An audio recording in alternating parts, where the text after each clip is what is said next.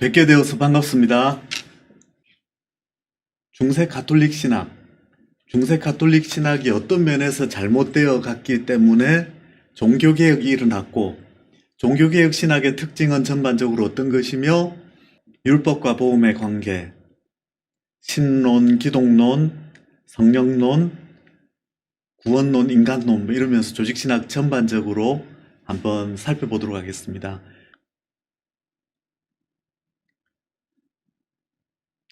먼저 로마 가톨릭 교회의 신학과 실천부터 한번 살펴보면요.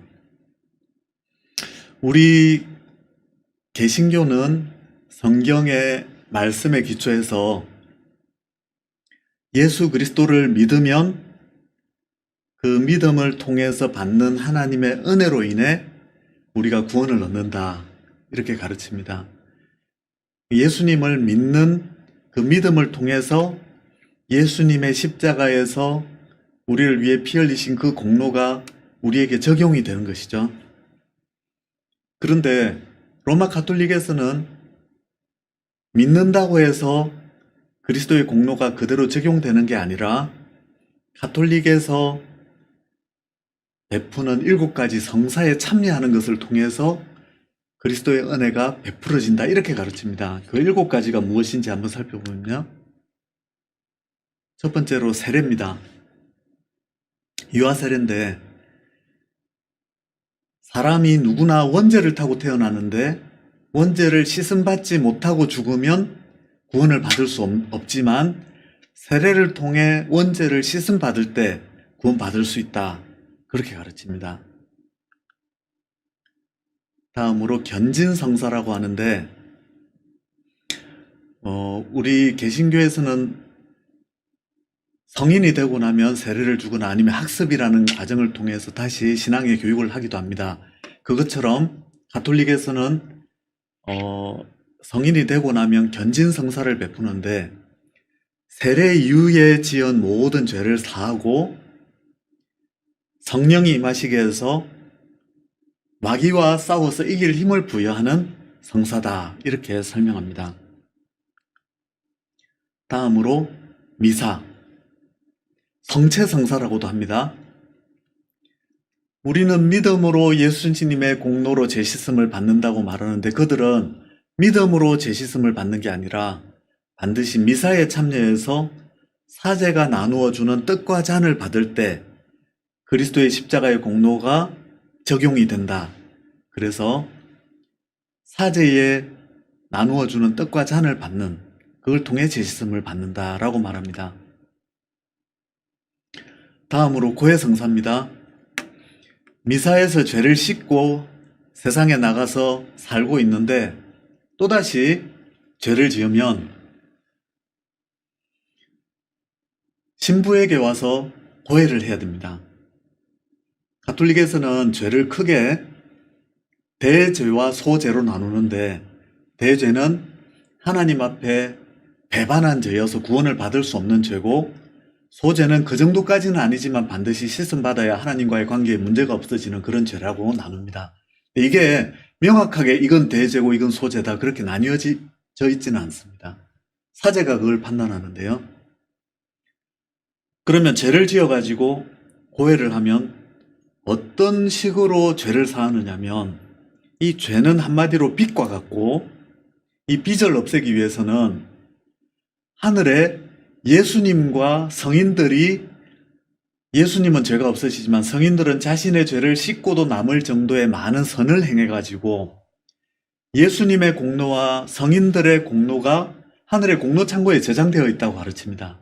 그러면 고백한 그 죄의 분량을 보고 사제가 하늘에 있는 공로 창고에 있는 그 공로를 가지고 그 대죄를 씻어주면 대죄는 소죄로 바뀝니다. 그러면 소죄는 어떻게 씻느냐?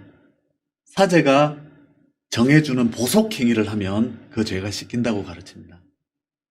예를 들어서 봉사를 몇 시간을 해라, 기도를 몇 시간을 해라, 아니면 헌금을 얼마를 해라, 그런 것들이죠. 다음으로 혼인성사입니다.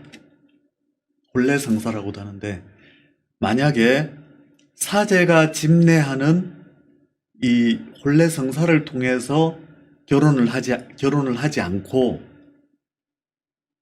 그걸 그냥 무시하면 하나님께서 인정하시는 거룩한 가정이 될 수가 없고, 거기에서 태어나는 자녀는 하나님께서 책임져 주시고 돌보아 주시는 하나님의 자녀가 아닌 마귀의 자녀가 태어난다. 그래서 그 가정에는 평생 동안 환란 풍파가 끊이지 않고 자녀도 바르게 자라날 수 없다고 가르칩니다.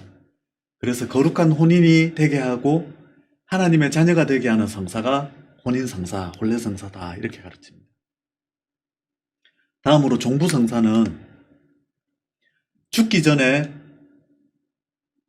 신부를 초대해가지고, 사제를 초대해가지고 지금까지 지어온 죄를 다시 씻어야만 죄가 없는 채로 구원을 받을 수 있다.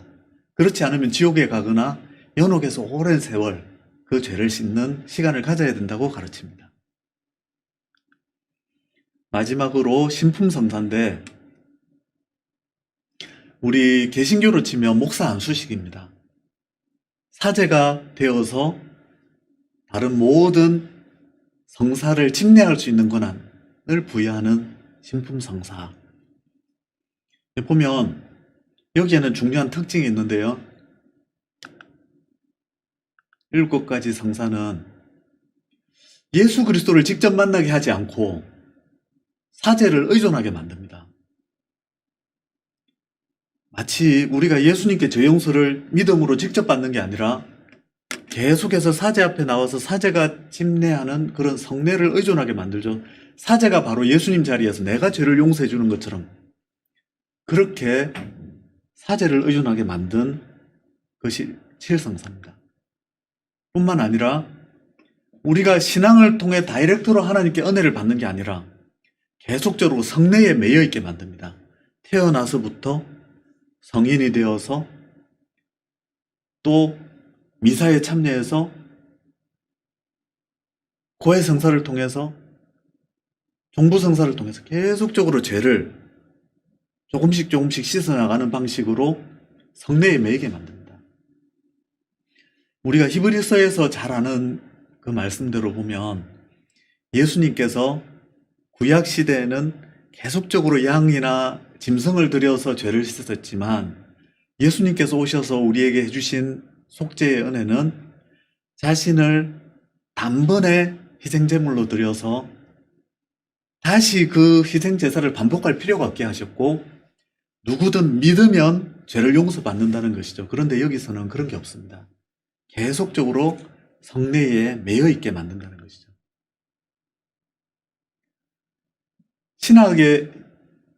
가톨릭 신학의 특징도 한번 보면요. 초창기부터 이후에 종교개혁이 이루어지기 전까지의 신학의 변천 과정을 보면 신학의 타락의 과정이라고 말할 수 있을 정도로 잘못되어 갑니다. 한번 중세 가톨릭 신학의 토대를 놓았다고 할 수 있는 어거스틴 신학에서부터 그 변천의 과정을 한번 살펴보도록 하겠습니다. 어거스틴은 구원 이전과 이후로 인간의 상태를 아주 분명하게 구분지어서 설명을 했습니다. 구원 이전에는 모든 사람은 죄의 노예가 되어 있다. 그래서 자신이 무엇인가를 자기 의지로 하는 것 같지만 사실은 그의 모든 것을 주관하는 것은 마귀고 사탄이어서, 그가 행하는 것은 자기 의지로 하는 것 같지만 마귀의 노예가 되어 있고 죄의 노예가 되어 있다. 그래서 이때는 자기가 무슨 선한 일을 하는 것 같고 무엇인가 자기 의지로 하는 것 같지만 마귀에 의해서 조종된다. 그래서 사람의 마음은 항상 악하다는 것을 강조합니다. 그런데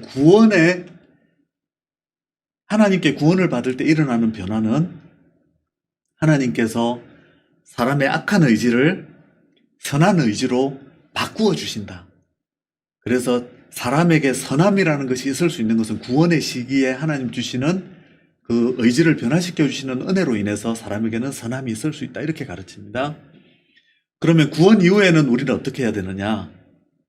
하나님께서 선하게 만들어주신 우리의 의지를 잘 활용해서 하나님의 뜻에 순종하고자 노력하고 하나님의 은혜를 간구하면 하나님께서 그 하나님의 뜻에 순종하고자 하는 우리의 의지에 은혜를 부으셔서 함께 하시는 은혜로 그 소원을 이룰 수 있도록 하나님이 은혜를 부어주신다. 그래서 선한 삶을 살 수 있게 도와주신다. 그렇게 가르쳤습니다. 구원 이전에는 선한 의지가 전혀 없고 구원 시에 선한 의지가 주어지고 그 선한 의지로 하나님의 뜻을 행하고자 하면 하나님이 은혜를 부어주셔서 그럴 수 있게 만들어주신다는 것이죠. 그래서 이 표현 속에서 어거스틴의 신학이 잘 나타납니다. 하나님은 우리 없이 우리가 의지하도록 역사하신다. 구원 이전에 있었던 구원의 사건을 이전에 있었던 우리가 할 수 없었던 의지를 구원 사건을 통해 바꾸어 주시는 것을 이렇게 표현합니다. 그러나 우리가 의지하면 이제 구원 이후에 선한 의지, 하나님 부여해 주신 선한 의지를 가지고 의지를 하면 하나님은 우리와 함께 협력하신다. 함께 하시는 은혜 부어주신다는 것이죠. 그래서 거룩한 삶이 가능하다고 가르칩니다. 여기에서는 하나님의 은혜에 대한 강조점이 있으면서도 한편으로는 구원받은 우리에게는 하나님이 선한 의지를 부여해 주시기 때문에 그 선한 의지로 하나님의 뜻을 이루고자 하는 그런 노력을 해야 된다는 의미에서 인간의 책임도 함께 강조하고 있습니다. 그런데 나중에 중세 가톨릭 신학의 전성기라고 할 수 있는 토마스 아퀴나스 13세기에 가게 되면 많은 것이 달라집니다.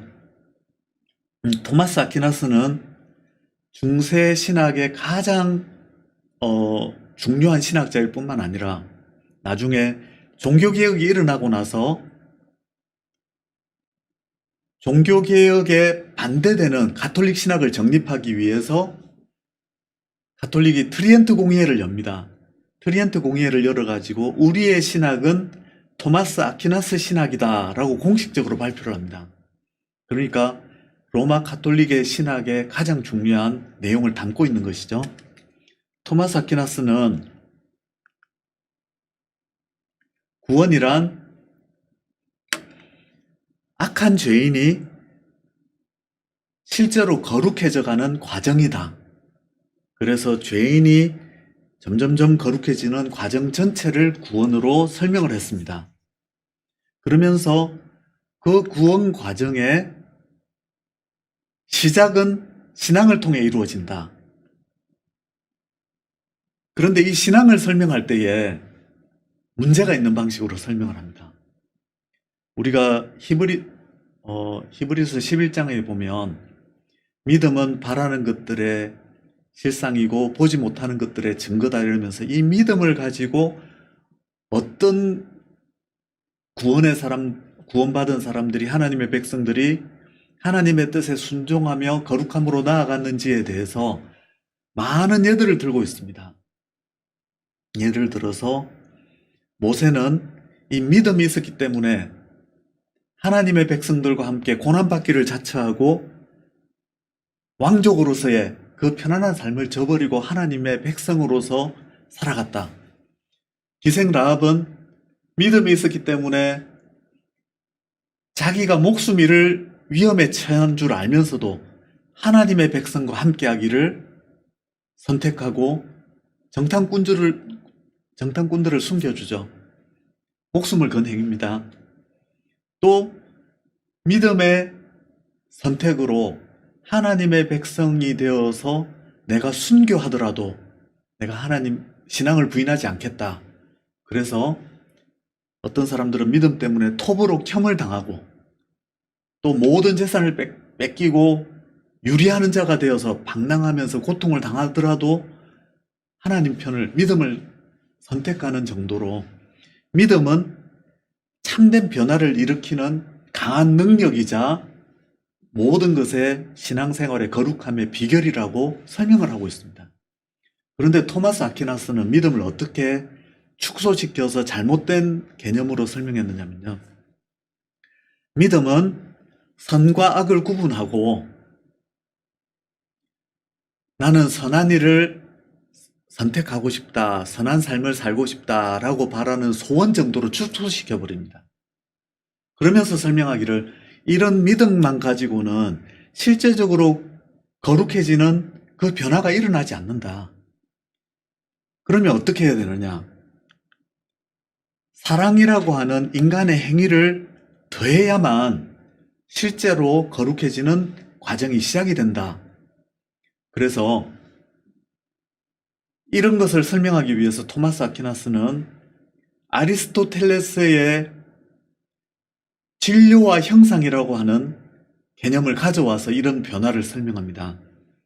진료는 한마디로 무엇인가를 하기 위한 재료고, 형상은 그 재료를 가지고 목적하는 바를 이루었을 때 형상이라고 말하거든요.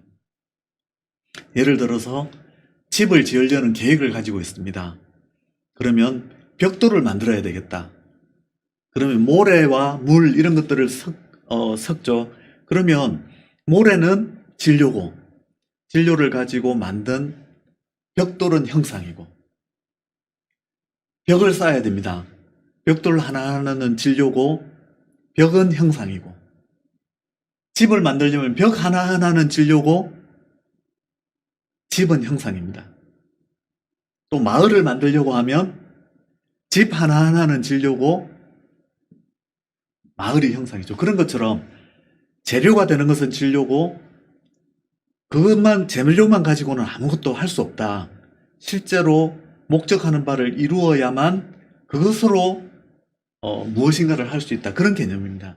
신앙은 진리와 같아서 우리가 하나님 편에서 어떤 것이 옳고 그른지를 구분하고 내가 하나님 편에 속해야지 하는 소원 정도인데, 이 소원 정도 가지고는 죄인이 실제로 거룩해지는 그런 일은 일어날 수 없다. 그러면 진리와 같은 이 신앙을 형상으로 만드는 것은 무엇이냐? 사랑의 행위, 인간의 노력, 이것이 더해질 때 실제로 사람의 마음의 소원이 거룩해지는 결과로 나타나게 된다. 그래서 신앙을 형성되지 않은 신앙, 이렇게 설명합니다. 형성되지 않은 신앙이라는 것은 어떤 거룩함도 일으킬 수 없는 신앙. 그런데 사랑의 역할이 더해지면 형성된 신앙. 그러니까 신앙 플러스 인간의 사랑의 행위라야 거룩함을 이루어가는 신앙이다, 이렇게 말합니다. 여기에 보면 신앙의 역할을 아주 축소시킴으로 인간의 행위가 들어와야 되고 사랑의 행위가 들어와야 된다는 가르침을 가톨릭 내에 심어놓은 것이 바로 이런 아퀴나스의 신학이라는 것입니다. 그래서 예수 그리스도의 공로는 주된 공로지만 그것만 가지고는 우리가 구원을 받을 수 없다. 반드시 우리의 사랑의 행위가 더해져야 된다. 인간의 공로 사상이 여기에서 들어오게 됩니다. 지금도 로마 가톨릭은 예수님을 믿는 것만으로, 하나님의 은혜만으로 구원을 받는다고 가르치지 않고 반드시 인간의 공로가 들어가야 된다고 가르칩니다. 다음으로 15세기 가브리엘 비엘은 중세 신학의 수확물, 마지막 스콜라 신학자라고 불릴 정도로 중요한 중세 신학의 어떤 가장 중요한 결과물처럼 여겨지는 신학자라고 볼 수 있습니다. 마틴 루터도 가브리엘 비엘로부터 많은 것을 배웠고 그랬는데요. 가브리엘 비엘은 어떤 주장을 하느냐? 사람이 하나님의 은혜의 도움을 받지 않아도 자기 속에 있는 자연적 능력을 가지고 최선을 다하면 거룩한 삶을 살 수 있고 그 결과로 죄 용서를 받고 구원에 이른다. 이렇게 가르쳤습니다. 여기에서 중요한 것이 하나님의 은혜가 돕지 않아도, 하나님 은혜의 도움을 받지 않아도 자신 속에 있는 능력으로 최선을 다하면 된다는 것이죠. 로마 가톨릭은 지금도 이런 신학을 가르치고 있습니다. 그래서 꼭 예수만 믿어야 구원받는 게 아니라 누구나 최선을 다하면 구원을 받는다는 신학이 바로 가브리엘 비엘의 신학의 기초였습니다. 타 종교인에게도 구원이 있다고 가르치는 것이 바로 하나님의 은혜를 받지 않아도 자기 능력으로 최선을 다하면 구원을 받을 수 있다고 하는 것이죠. 그러면 전반적으로 한번 보면 중세신학의 토대를 놓았던 어거스틴의 신학은 인간의 노력으로 구원을 받을 수 있다고 말했던 펠라기우스와 대적하면서 하나님의 은혜를 강조했는데 점점 가톨릭 신학에 흘러가는 방향을 보면 하나님의 은혜보다는 인간의 역할, 인간의 공로의 역할을 점점 확대시켜가고 종교개혁이 일어나기 직전에는 보면 하나님의 은혜가 없어도 인간의 노력으로 구원을 받을 수 있다고 하는 펠라기우스의 신학으로 그대로 되돌아가 버립니다. 하나님의 은혜와 인간의 행위 중에서 하나님의 은혜를 점점 축소시키다가 나중에는 하나님의 은혜 없이도 인간의 행위로 구원받을 수 있다는 신학이 되어버린 것이죠. 그러면 로마 가톨릭의 실천과 신학을 통합해서 한번 보면요. 예수 그리스도는 감추어버리고 사제 앞에 나와서 사제로부터 구원의 은혜를 받아야 되는, 죄 용서의 은혜를 받아야 되는 그런 종교가 되었고, 신앙의 역할을 감추어버리고 신앙 대신 칠성례에 매이게 만드는 그런 종교가 되었습니다. 그리고 하나님의 은혜는 감추어버리고 인간의 행위를 구원의 방법으로 가르치게 되었습니다. 그럼 예수 그리스도로 감추어버리고 하나님의 은혜도 감추어버리고 신앙의 역할도 없고 사제 앞에 나와서 사제를 의존하고 칠성례에 매여 있고 인간의 행위를 구원의 방법으로 삼으니 이런 방법으로는 하나님의 은혜를 깨달을 수 없고 그리스도의 십자가의 역할, 우리를 위해서 해주신 그 모든 사역들이 감추어져 버린 것이 바로 로마 가톨릭 교회의 신학과 실천이었습니다. 그 가운데서 최선을 다해서 로마 가톨릭이 가르쳐 주는 대로 신앙생활을 하고 죄를 씻기 위해서 노력하고 그래도 안 되겠으니까 너무나 하나님의 심판에 대해서 두려워 떨고 길을 가다가 번개가 쳐서 친구가 죽는 것을 보고는 두려움에 떨고는 이제 수도원으로 들어갑니다. 내가 이 세상에 살다가는 도저히 죄의 문제를 해결할 수 없겠다.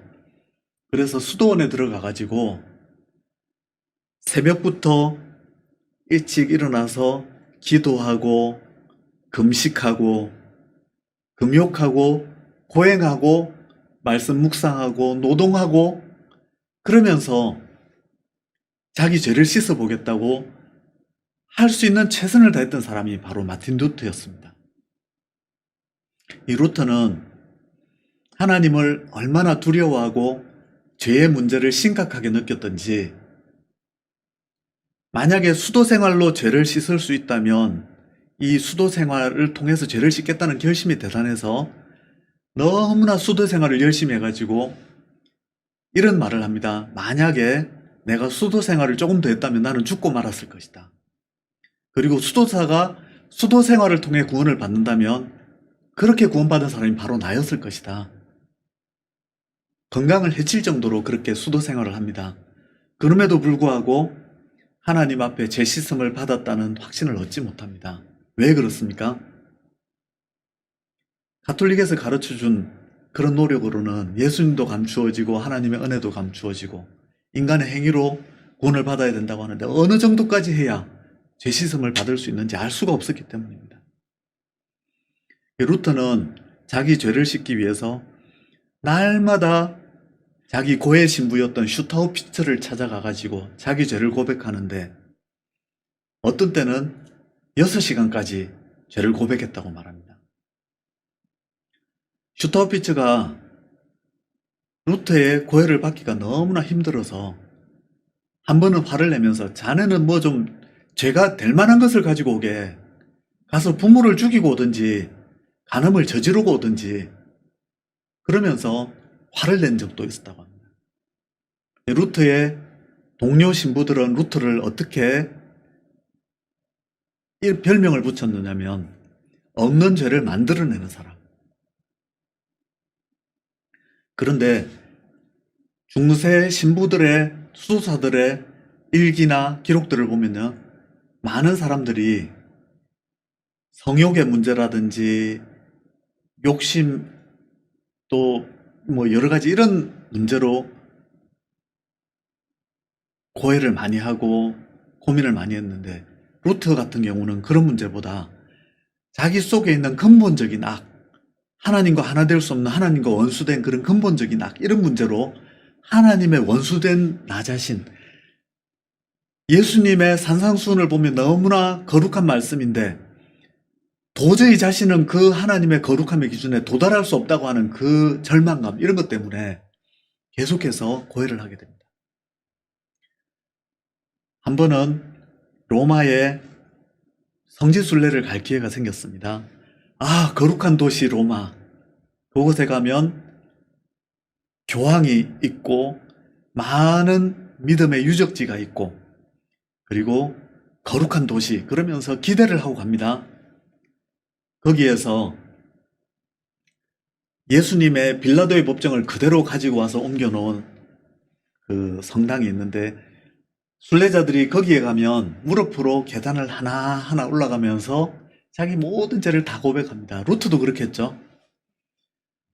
정말로 자기 모든 죄를 기억나는 대로 다 고백하면서 꼭대기까지 올라갔는데 루트의 마음에는 오히려 공허함이 밀려옵니다. 이런다고 내 모든 죄가 사해졌다는 것을 어떻게 알 수 있지? 로마의 거룩한 신부들에게 자기 죄를 고백하겠다는 마음을 가지고 가서 자기 죄를 하나하나 고백하는데 고해 신부들의 모습을 보면 너무나 경박하기 짝이 없고 히득거리면서 이 고해를 왜 하는지조차 회의가 될 정도로 그들의 모습이 정말 이들에게 고해하는 게 맞나 싶을 정도로 가볍고 경박스럽고 이 고해 자체를 이해를 못하는, 자기가 고해하고 있는 그 내용의 죄의 내용을 이해하지 못하는 정도의 그런 수준 낮은 그런 신부들을 보면서 또 회의에 빠집니다. 다녀오고 나서는 오히려 더 큰 절망에 빠지게 됩니다. 슈타우피츠는 어거스틴 수도회의 그런 신부였습니다. 어거스틴의 글들을 통해서 하나님의 은혜에 대해서 깊이 알고 있었던 사람인데 아무리 루터에게 하나님의 은혜에 대해서 가르쳐줘도 루터는 하나님의 은혜를 수용하기보다는 두려워하기만 하고 하나님을 향해서 오히려 분노하고 있는 그런 모습을 보면서 슈타우피츠가 루터는 수도 생활로는 도저히 가망이 없겠다, 이런 결론을 내린 것 같습니다. 그래서 자신이 비텐베르크 대학에서 성서신학을 가르치는 그 교수 자리를 박사였던 루터에게 물려줍니다. 이제는 성경을 가르쳐봐라. 성경을 이제 가르치면서 루터가 하나하나 성경을 주의해 나가는데 처음 가르친 것이 시편 강해였습니다. 시편을 강해에 가다가 충격을 받습니다. 어디에서 충격을 받느냐면 시편 22편입니다. 자신이 로마 가톨릭에서 배워왔던 예수 그리스도의 모습은 의로우신 심판자 그리스도입니다. 무지개 위에 자정해서 불꽃 같은 눈으로 세상 사람들을 지켜보면서 의로우신 심판자로서 어떤 사람들이 어떤 죄를 짓는지를 노려보고 계시는 예수님. 입에서는 검이 나오고 그래서 죄 짓는 사람이 있으면 지옥으로 보내시는 의로운 심판자 그리스도에 대해서 알고 있었습니다. 천국에 가는 사람들은 소수고 지옥에 많은 사람들이 빠져들고 있죠. 그리고 거기에서는 불지옥일 뿐만 아니라 귀신과 마귀가 지옥에 있는 사람들을 고통을 주는 그런 그리스도, 심판자 그리스도를 배워왔습니다. 그 심판자 그리스도 앞에서 두려워 떨었고, 지금의 심리학자들이 루터의 그런 공포에 대해서 연구할 때 거의 심리학적인 그런 연구의 대상이 될 정도로, 실제로 루터는 지옥의 공포를 느끼면서 벌벌벌 떨면서 땀을 뻘뻘 흘리면서 1시간 넘게 공황장애를 뛰어넘는 그런 공포를 느꼈거든요. 지옥의 고통, 그걸 느낄 때 왜 그런가? 의로우신 심판자 그리스도의 눈앞에서 자기는 얼마나 죄인인 것을 깊이 느꼈기 때문이죠. 그런데 시편 22편을 보면서 충격을 받기는 예수님의 고백이 나옵니다. 나의 하나님, 나의 하나님, 어찌하여 나를 버리셨나이까?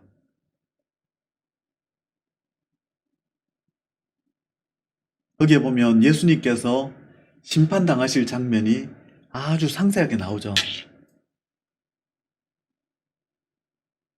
루터가 충격을 받은 이유는 의로우신 심판자로서 나 같은 죄인을 심판하시기 위하여 지켜보시는 그 예수님이 아니라, 어찌해서 예수님과 같은 거룩하신 분이 나와 같은 죄인의 자리에서 하나님의 심판을 두려워하면서 그 고통을 호소하고 있는지에 대하여 이해할 수 없어서 충격을 받습니다. 그리고 계속해서 갈라디아서, 루터가 성경 속의 성경, 정경 속의 정경으로 이렇게 묘사한 복음의 책이죠. 갈라디아서를 공부하고 또 이후로는 로마서로 넘어갑니다. 로마서로 넘어가서 성경을 공부하는 중에, 연구하는 중에 도저히 이해 안 되는 또 한 구절을 만납니다. 복음에는 하나님의 의가 나타나서 믿음으로 믿음에 이르게 하나니 기록된 바 오직 의인은 믿음으로 말미암아 살리라 함과 같으니라. 하나님의 의를 어떻게 이해했느냐면요, 하나님은 거룩하시고 의로우신 분이셔서 결코 죄를 참아보지 못하시고 죄는 반드시 심판하시는 그런 의로우신 하나님의 눈으로 나 같은 죄인을 바라볼 때 얼마나 하나님은 진노하시며 심판하기를 원하시는 분이실까, 이런 관점에서 의로우신 하나님과 죄인된 자신, 죄인된 인간들을 대조하면서 이해해 왔습니다. 그런데 이 말씀에는 하나님의 의가 나타나는 것이 복음이고, 믿음에서 믿음에 이른다 그러면서 의인은 그 믿음으로 말미암아 살리라. 하나님의 의의 결과가 믿음으로 말미암아 살리라라고 하는데, 어떻게 하나님의 의로우심이 죄인에 대한 심판으로 나타나지 않고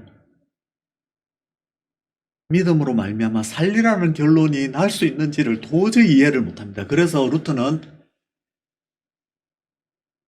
며칠 밤과 낮으로 이 말씀만 가지고 골똘히 생각하면서 이 말씀을 이해할 수 없어서 말씀과 씨름했다. 근데 하나님께서 한순간 루터의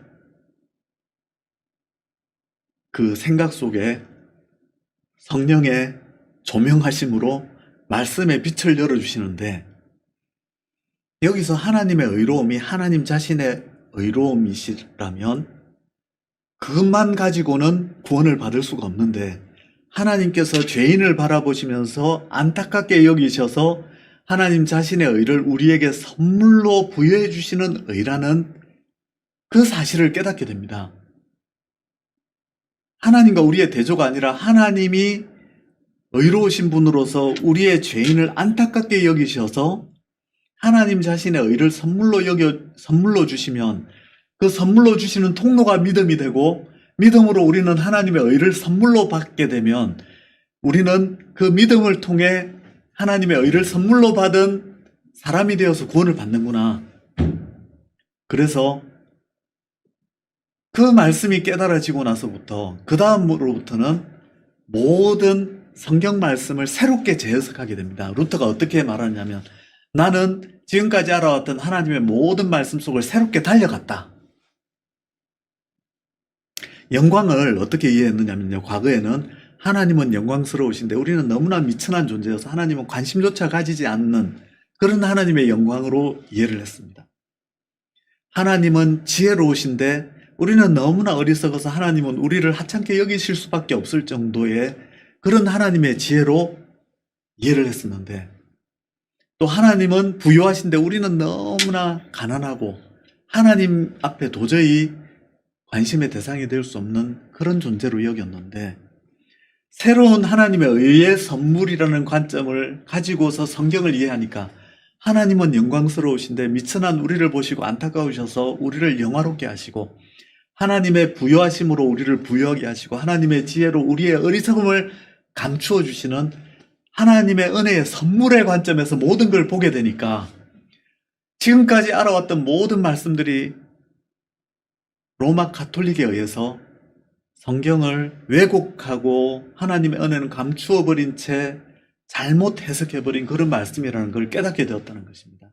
그래서 자기가 알아왔던 모든 말씀 속을 새롭게 달려갔다. 새로운 하나님 주시는 조명하심과 계시에 의해서 말씀을 새롭게 깨달으면서 모든 말씀을 새롭게 달려가 보니까 말씀이 새롭게 이해되고 그래서 루터는 이런 표현을 씁니다.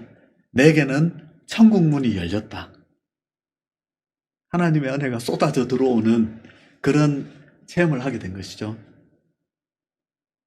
그리고 나서 자신이 배워온 로마 가톨릭의 가르침과 자신이 실천해온 모든 실천들을 바라보니 여기에는 하나님은 계시지 않고 그리스도는 계시지 않고 오직 지옥의 공포만을 마음에 심어주고 그러면서 지옥의 공포를 가진 사람들은 모두 다 사제들 앞에 나와서 사제들 앞에 무릎 꿇고 사제들이 주는 용서를 받아야 되는 그런 인간이 하나님의 자리에 앉아서 자신들이 죄를 용서해 주는 것 같은 그런 인간 중심적인 우상 종교에 빠져서 하나님의 은혜도 모르고 그리스도도 모르고 믿음도 모르고 살아왔다는 사실을 깨닫게 됩니다. 그래서 마틴 루터는 종교개혁을 말씀에 기초해서 어떤 종교개혁을 하기로 결심을 하느냐면요. 인간이 하나님 자리에 앉아있는 인간 중심 종교, 인간의 행위로 구원을 받는다고 하는 인간 중심 종교를 깨뜨리고 하나님의 은혜의 중심으로 하나님 은혜를 받는 것 중심으로 우리가 하나님 은혜를 소중히 여기고 그걸 믿음으로 받아들이고 하나님을 하나님 되시게 하는 하나님의 은혜를 중심으로 하는 종교개혁 신학을 건설하겠다. 이걸 아예 처음부터 목표로 하고 종교개혁을 시작합니다. 율법주의 종교인 로마 가톨릭 이것을 깨뜨리고 복음을 세우겠다. 하나님의 진노만 가르친 로마 가톨릭의 잘못된 가르침을 바로 세워서 하나님의 은혜를 바르게 가르치겠다. 심판만이 아닌 구원의 기독교, 구원의 종교를 바르게 가르치겠다. 그래서 하나님 중심의 기독교 건설을 목적으로 삼고 종교개혁을 시작하게 됩니다. 이제 각 주제별로 하나님 중심의, 하나님 은혜 중심의 종교가 어떻게 나타나는지 한번 짧게 한번 살펴보도록 하겠습니다. 먼저 율법입니다. 율법은 마치 울타리와도 같다. 울타리인데 어떤 울타리인가 하면요. 하나님께서 여기서 살아라, 예스 해놓고 여기 울타리를 넘어서 이쪽으로는 결코 넘어와서는 안 된다. 하나님께서 경계를 쳐놓은 것이 바로 율법이다. 그런데 모든 사람들은 여기에서 살아야 마땅함에도 불구하고 모든 사람이 죄를 범하여 하나님의 영광에 이르지 못하더니 모든 사람이 죄를 범해서 넘어오지 말라고 한 율법을 깨트리고 다 이 자리에서 살고 있다. 그래서 모든 사람이 죄인이 되었다는 것을 루트는 강조합니다. 그러면서 만약에 이 울타리를 넘어가지 않고 하나님이 살라고 한 영역에서만 살았으면 율법이 너 정말 하나님 앞에 거룩한 삶을 살았구나 하면서 칭찬하고 그리고 상급으로 영생을 부여했을 수 있는 그 모든 사람들이 다 하나님 검지하신 영역으로 넘어와서 살게 되니까 율법이 칭찬하고 보상하는 도구가 된 것이 아니라 너는 하나님 앞에 하나님 말씀을 어긴 죄인이야. 너에게 마땅한 것은 심판이야 하면서 죄인을 정죄하게 되었다는 것이죠. 로마 가톨릭은 율법을 인간의 공로를 쌓는 도구라고 가르쳤지만 루터는 율법은 인간의 죄를 드러내고 우리가 하나님의 영광에 이룰 수 없는 죄인임을 깨닫게 해주는 정죄하는 것이 바로 율법이다. 그걸 가르쳤습니다. 다음으로 하나님에 대해서 루터는 하나님은 창조주 하나님이시다. 무에서 유를 창조하신 말씀으로 창조하신 하나님이신데 무에서 유로의 창조는 어떻게 보면 정반대된 것으로의 창조죠. 이걸 좀 더 확대해 가지고 반대된 것으로의 창조 개념을 가르칩니다. 누가복음 1장에 보면 마리아 창가가 나오는데요. 마리아가 내 영혼이 하나님을 찬양하며 이러면서 그 찬양하는 이유가 하나님께서 비천한 나를, 비천한 종을 들어서 하나님의 귀한 일에 사용해 주신 것에 대해서 찬양합니다. 그러면서 하나님은 능력으로 마음의 생각이 교만한 자들을 흩으셨고 권세 있는 자는 내리치시고 비천한 자는 높이시고 줄인 자는 배불리시고 부자는 빈손으로 보내셨도다. 하나님께서 권세 있는 자는 낮추시고 부자는 빈손으로 돌려보내시고 가난한 자는 부유하게 하시고 비천한 자는 높이시고 이런 것들이 하나님께서 역사 속에서 행하시는 일이라고 가르치는 것입니다. 그러면서 하나님은 이런 일들을 하고 계신다. 무에서 유를 창조하셨던 하나님께서 지금도 반대된 것으로의 창조를 하고 계시는데 그런 창조 중에 가장 대표적인 것이 바로 죄인인 우리를 의롭게 하시는 하나님의 창조행위다. 이렇게 가르쳤습니다.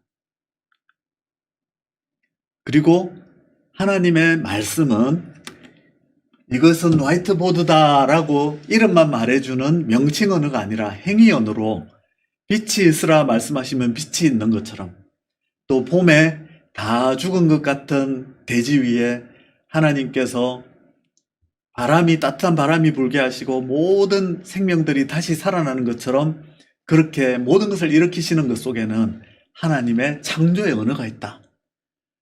새 생명이 태어날 때는 하나님께서 말씀하시고 나라가 온전하게 든든하게 서갈 때는 하나님의 말씀으로 든든하게 서간다. 이러면서 모든 것 배후에 하나님의 말씀이 있음을 가르칩니다. 그리고 하나님의 가면. 하나님은 모든 일을 행하고 계시지만 하나님이 직접 전면에 나셔서 우리가 눈에 볼 수 있는 방식으로 일하시는 것이 아니라 우리는 하나님을 볼 수 없기 때문에 인간의 어떤 행위나 모든 것들을 가면을 쓰고 하나님이 그 일을 직접적으로 행하고 계신다. 예를 들어서 목사의 가면을 쓰고 하나님 나타나셔서 성도들에게 말씀에 대한 깨달음을 주시고 교사의 옷을 입고 하나님 가면을 쓰고 나타나셔서 학생들에게 지식을 주시고 부모의 가면을 쓰고 나타나셔서 새 생명을 자녀들에게 주시고 통치자의 가면을 쓰고 나타나서 그 나라를 부강하게 하시고 지켜주시는 이런 일들은 바로 하나님이 하시는 일이다. 믿음이 없는 사람은 가면만 보고서 그게 전부인 줄 알지만 믿음의 사람들은 그 배후에서 역사하시는 하나님을 본다. 이렇게 가르쳤습니다. 이 모든 것들을 통해서 루터가 가르친 것은 하나님은 과거에 한번 세상을 창조하신 후에 자동으로 돌아가게 만드시는 그런 하나님이 아니라 모든 것의 배후에서 모든 일을 행하시는 분이 바로 하나님이시다.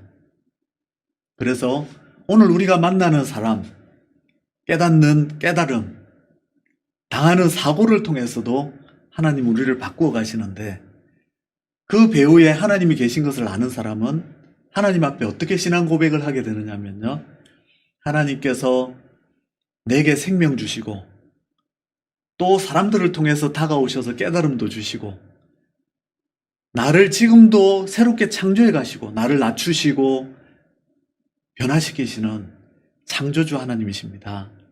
나는 창조주 하나님의 피조물입니다. 이런 고백을 우리가 날마다 하면서 지내야 된다는 것을 가르칩니다. 다음으로 구원의 하나님입니다. 성경의 하나님은 아가페 사랑의 하나님이신데, 이 아가페 사랑의 하나님은 인간이 잘못된 개념을 가진 사랑, 자신의 경험치에서 이해하는 에로스 사랑, 에로스 사랑은 뭔가 사랑할 게 있어서 사랑하는 걸 말합니다. 그 가치에 이끌리는 사랑. 또 노모스 사랑은 히브리인들의 사랑인데, 상대방이 나에게 뭔가 가치 있는 것을 해줬을 때 거기에 비례해서 그의 가치를 인정하는 그런 사랑입니다. 그런데 하나님은 우리 속에 사랑할 만한 것이 있는지 발견하려 하지 않으시고 그것을 우리 속에 창조해 내신다. 하나님은 우리가 하나님을 위해서 무엇인가를 했을 때 그 가치에 따라 우리를 사랑하시는 분이 아니라 하나님 자신이 사랑이시기에 우리를 사랑하시는 하나님이시다. 그래서 하나님의 아가페 사랑을 가르칩니다. 우리가 하나님 아가페 사랑을 이해하지 못하는 이유는 그런 사랑을 경험해보지 못해서 하나님을 이해할 수 없기 때문이다. 그렇게 가르칩니다.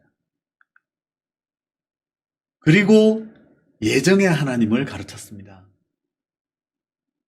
예정하시는 하나님은 이 세상을 창조하시기도 전에 인간을 구원이냐 멸망이냐로 결정하셨고, 인간이 선을 행할지 악을 행할지도 고려하시지 않고, 심지어 믿을지 믿지 않을지도 고려하시지 않고 하나님께서 단독으로 무조건적으로 예정하셨다라고 가르쳤습니다. 왜 이렇게 가르쳤느냐? 종교개혁 당시에 루터가 예정론을, 또 칼빈이 예정론을 강조한 데는 분명한 이유가 있었습니다. 우선 인간이 무엇을 선을 행하거나 믿음을 택하거나 할 때에 그런 것들을 하나님 고려하셔서 하나님이 예정하셨다고 말하면 거기에 인간의 선택이나 심지어 믿음의 선택을이라도 인간의 어떤 요소가 구원에 무엇인가를 결정짓는다고 생각한 것이죠. 그런데 하나님께서 아무것도 고려하시지 않고 무조건적으로 예정하셨다고 할 때에 로마 가톨릭이 강조해오는 율법주의가 파괴됩니다.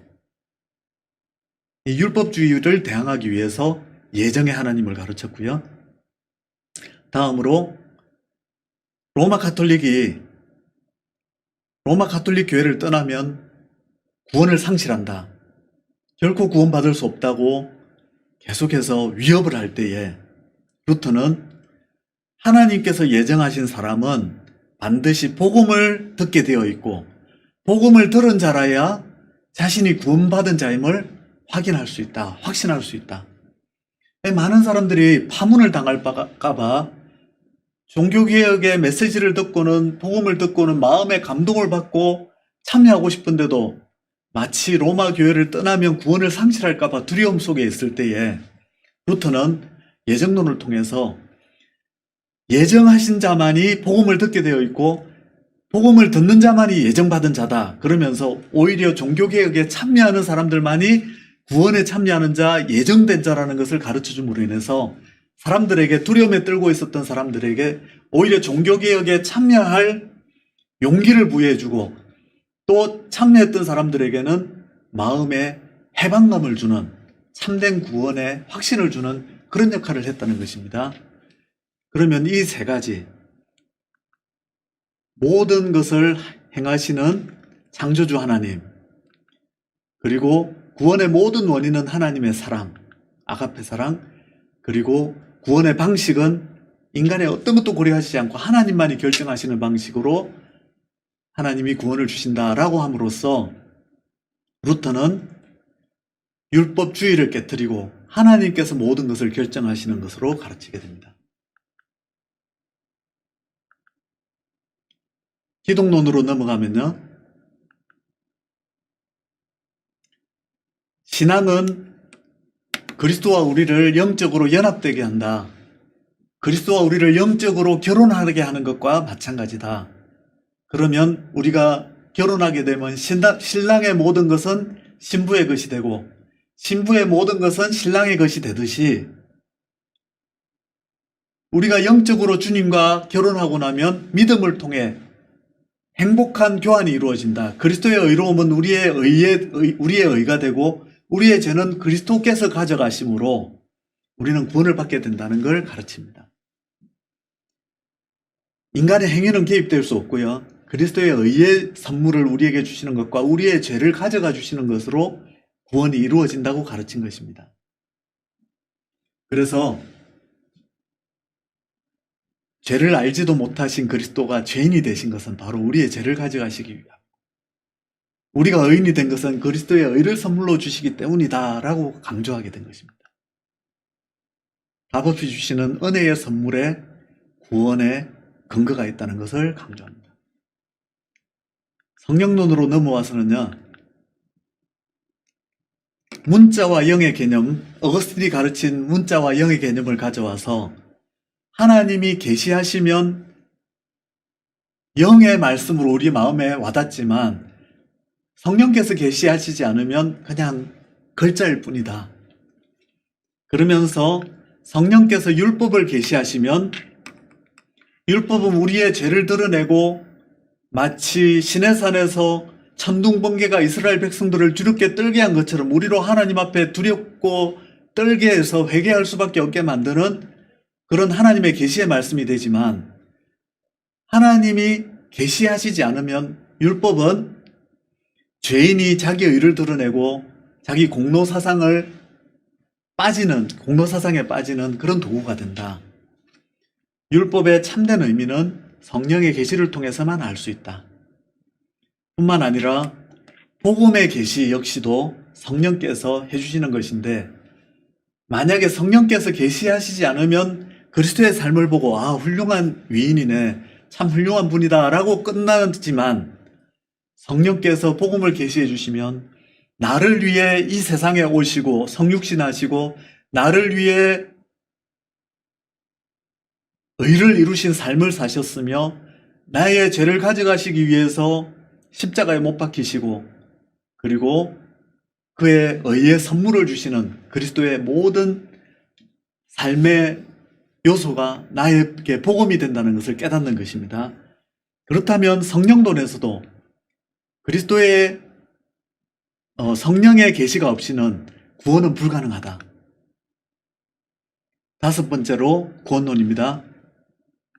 구원은 오직 믿음으로 받습니다. 이 믿음은 행위가 전혀 개입되지 않은 하나님의 은혜를 받는 통로로서의 하나님의 은혜를 수용하는 것으로서의 믿음입니다.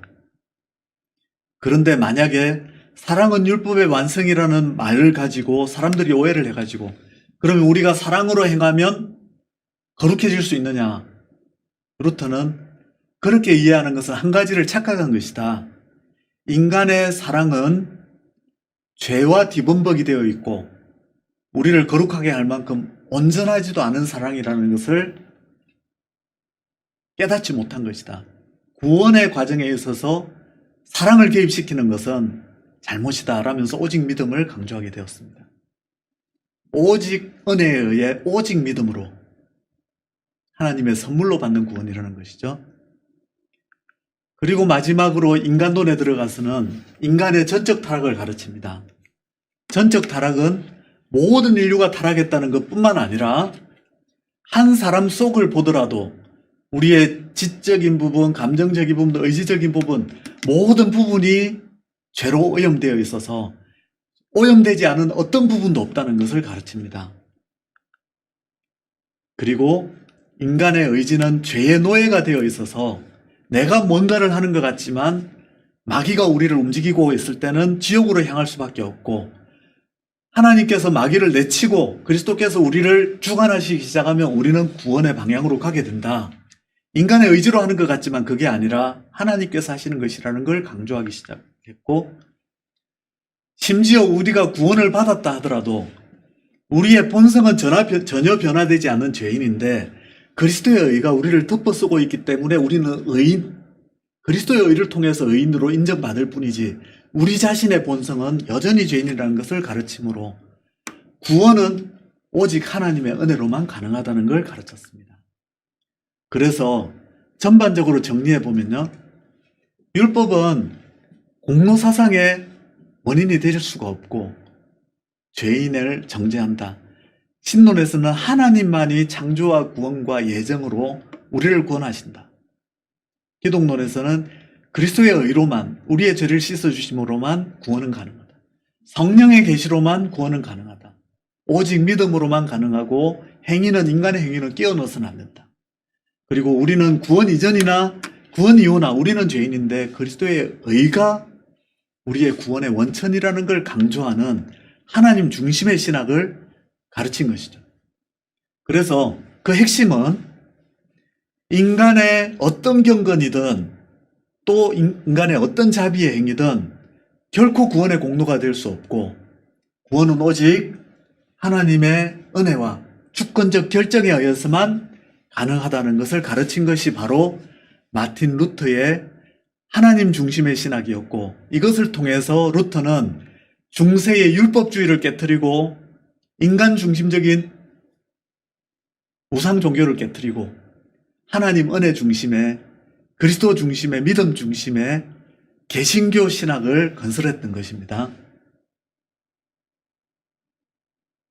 루터는 지금 우리 개신교의 영속적인 토대고, 또 제가 말씀드린 이런 모든 내용에 있어서는 칼빈도 루터의 가르침을 그대로 받아들여서 칼빈 신학자 중에 프랑수와 방델은 칼빈은 루터의 수제자다라고 말할 정도로 이 모든 가르침에서 칼빈은 루터의 가르침을 그대로 받아들입니다. 루터의 대유교리문답, 소교리문답을 읽고 그 내용을 그대로 습득해서 루터가 초판 기독교 강요를 썼는데요, 루터의 가르침이 그대로 녹아 있습니다. 나중에 성례전에 관해서와 또 중생에 관한 강조점 이런 데서 조금 차이가 나타나긴 하지만 루터 신학의 전반적인 강조점을 칼빈이 그대로 물려받고 그렇게 종교개혁을 이어가게 됩니다. 이것이 바로 하나님 중심의 종교개혁 신학의 특징이라고 할 수 있습니다.